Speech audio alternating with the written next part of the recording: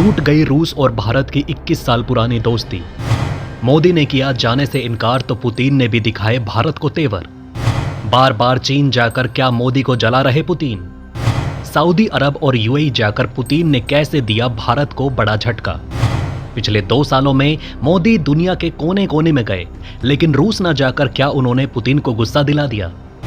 दोस्तों, वर्तमान में भारत के विदेश मंत्री एस जयशंकर जी अपनी रूस की यात्रा पर हैं, जहां पर लगातार भारत और रूस अपने रिश्ते सुधारने पर और उनको मजबूत करने पर जोर दे रहे हैं। लेकिन सवाल ये उठता है कि आखिरकार जिस विदेश यात्रा पर प्रधानमंत्री नरेंद्र मोदी जी को जाना चाहिए था, रूस के राष्ट्रपति से मिलने, वहां पर भारत के विदेश मंत्री क्यों गए? अब ये चीज साफ बताती है कि क्या भारत और रूस के बीच सब कुछ ठीक है? क्या टूट गई है भारत और रूस की 21 साल पुरानी दोस्ती? दरअसल हाल ही में जहां भारत के विदेश मंत्री रूस की यात्रा पर गए हैं, वास्तव में वो भारत रूस के बीच होने वाली सालाना मीटिंग है, जिसमें दोनों देशों के सर्वोच्च नेता भारत की तरफ से भारत के प्रधानमंत्री मोदी जी और रूस के राष्ट्रपति पुतिन आपस में बैठकर बातचीत करते हैं और दोनों देश एक दूसरे से अपने संबंध कैसे मजबूत कर सकते हैं उस संदर्भ में बातचीत करते हैं। साथ ही व्यापार, अंतर्राष्ट्रीय राजनीति और अन्य मुद्दों पर बातचीत की जाती है। भारत और रूस के बीच सालाना मीटिंग आखिरी बार दिसंबर 2021 में हुई थी, जहां पर रूस के राष्ट्रपति पुतिन भारत आए थे। लेकिन उसके बाद से रूस लगातार यूक्रेन से युद्ध में व्यस्त है, जिसके बाद राष्ट्रपति पुतिन ना तो 2022 के एनुअल मीटिंग में आए और ना ही 2023 में। अब सवाल दोनों देशों पर उठता है। ऐसा नहीं है कि रूस के राष्ट्रपति 2023 में भारत को छोड़ किसी भी देश की यात्रा पर नहीं गए, बल्कि उन्होंने भारत के अलावा कई देशों की यात्रा की। और ये चीज साफ दिखाती है कि क्या पुतिन भारत में आना नहीं चाहते? क्योंकि जब रूस के राष्ट्रपति पुतिन यूक्रेन के साथ अपने युद्ध के दौरान कई बार चीन की यात्रा कर चुके हैं, और साथ ही इसी साल अभी इसी दिसंबर महीने की शुरुआत में जब वो UNFCCC की COP28 में भाग लेने यूएई की यात्रा पर गए थे, ऐसे में दिसंबर में भारत रूस के बीच होने वाली मीटिंग में क्यों शामिल नहीं हुआ? चलो हम मान सकते हैं कि 2022 में पुतिन नहीं आ सके, क्योंकि उस समय रूस और यूक्रेन के बीच युद्ध काफी ज्यादा गंभीर स्थिति में चल रहा था। लेकिन 2023 में रूस के राष्ट्रपति पुतिन चीन, यूएई, सऊदी अरब और कई अन्य देशों की यात्रा कर चुके हैं। तो फिर भारत में आने से इतनी बेचैनी क्यों? और यही सवाल भारत पर भी उठता है कि 2021 दिसंबर में जब लास्ट टाइम भारत और रूस के बीच एनुअल मीटिंग में रूस के राष्ट्रपति पुतिन ने भारत का दौरा किया था, 2022 में भारत को मीटिंग में शामिल होने के लिए रूस जाना था, लेकिन युद्ध के कारण ये मीटिंग कैंसिल कर दी गई। तो फिर रिश्तों को सुधारने के लिए भारत के विदेश मंत्री एस जयशंकर जी क्यों गए?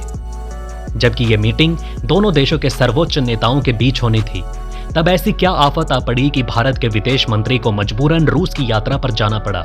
और जब कल ही भारत के विदेश मंत्री एस जयशंकर जी और रूस के राष्ट्रपति पुतिन के बीच मीटिंग हुई, उसके बाद पुतिन ने मजाक मजाक में ये भी कह दिया कि हम अपने सबसे अच्छे दोस्त मोदी जी को रूस आने का न्योता देते हैं, वो अगले साल रूस की यात्रा पर आएं, ताकि हम अपनी दोस्ती को और बेहतर कैसे कर सकते हैं इस पर बातचीत की जा सके। अब पुतिन के इस बयान ने ये तो बता दिया कि वो खुद प्रधानमंत्री से फेस टू फेस मिलना चाहते हैं, लेकिन दोनों देशों के बीच अभी भी कुछ कड़वाहट सी दिख रही है।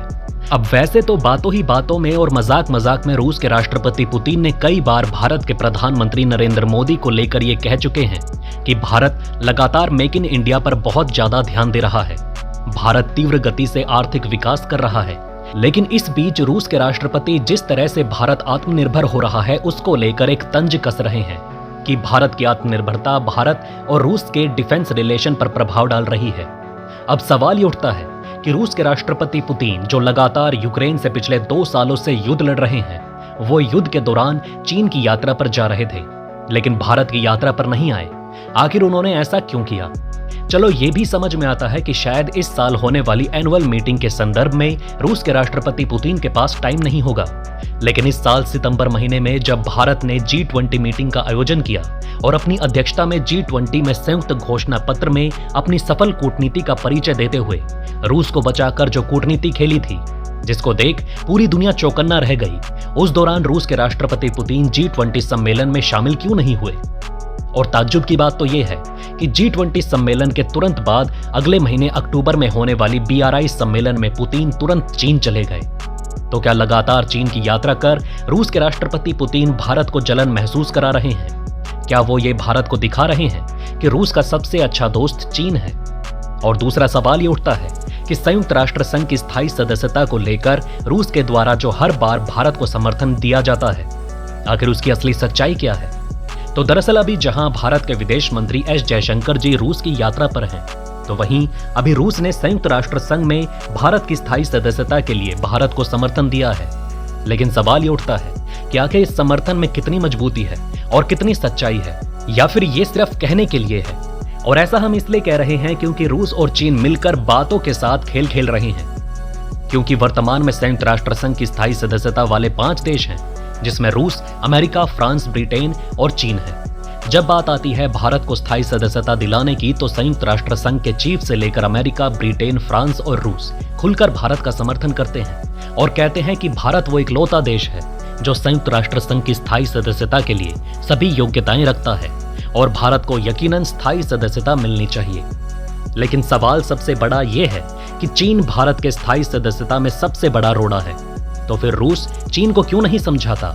जब इस साल होने वाली G20 मीटिंग में भारत ने अपनी सफल कूटनीति के रणनीति का परिचय देते हुए G20 में संयुक्त घोषणा पत्र में सभी मुद्दों को उठाते हुए रूस का नाम लिए बिना चीन, अमेरिका जैसे देशों से संयुक्त घोषणा पत्र पास करवा लिया, तब आखिर भारत की स्थायी सदस्यता के लिए रूस क्यों नहीं चीन से बात करता? इतना ही नहीं, जब से रूस का यूक्रेन के साथ युद्ध चल रहा है, तब से भारत लगातार पश्चिमी देश और अमेरिका को फटकार लगाते हुए लगातार रूस से कच्चे तेल का आयात कर रहा है और कई बार अमेरिका और पश्चिमी देशों द्वारा भारत को धमकी दिए जाने के बावजूद भारत भारी मात्रा में लगातार 2 सालों से रूस से कच्चा तेल खरीद रहा है। साथ ही भारत हर समय संयुक्त राष्ट्र संघ में जब जब पश्चिमी देशों द्वारा और अमेरिका द्वारा रूस पर प्रतिबंध लगाने के लिए संयुक्त राष्ट्र संघ में प्रस्ताव आया, तब तब भारत ने उस प्रस्ताव को खारिज कर दिया और रूस को समर्थन देकर वोट किया। अब ऐसे में ये कोई छोटी बात नहीं है कि भारत लगातार पिछले 2 सालों से पश्चिमी देशों से लड़कर रूस से तेल खरीद रहा है और संयुक्त राष्ट्र संघ में रूस के खिलाफ आए सभी प्रस्ताव को वोट कर खारिज कर रहा है और रूस को अपना लगातार समर्थन दे रहा है, वो भी तब जब दुनिया के आधे से अधिक देश रूस के खिलाफ हैं। तो ऐसे में जब बात आती है संयुक्त राष्ट्र में स्थायी सदस्यता के लिए भारत के समर्थन की, तब रूस चीन से क्यों नहीं बात करता? अब संयुक्त राष्ट्र में भारत की स्थायी सदस्यता के लिए नियम व फेरबदल की बात की जा रही है, क्योंकि 2 ही रास्ते हैं, या तो चीन भारत को अपना समर्थन दे दे या फिर कुछ ऐसे नियम परिवर्तित किए जाएं ताकि भारत को संयुक्त राष्ट्र में स्थायी सदस्यता बिना चीन के समर्थन के मिल जाए, जिसमें रूस महत्वपूर्ण भूमिका निभा सकता है।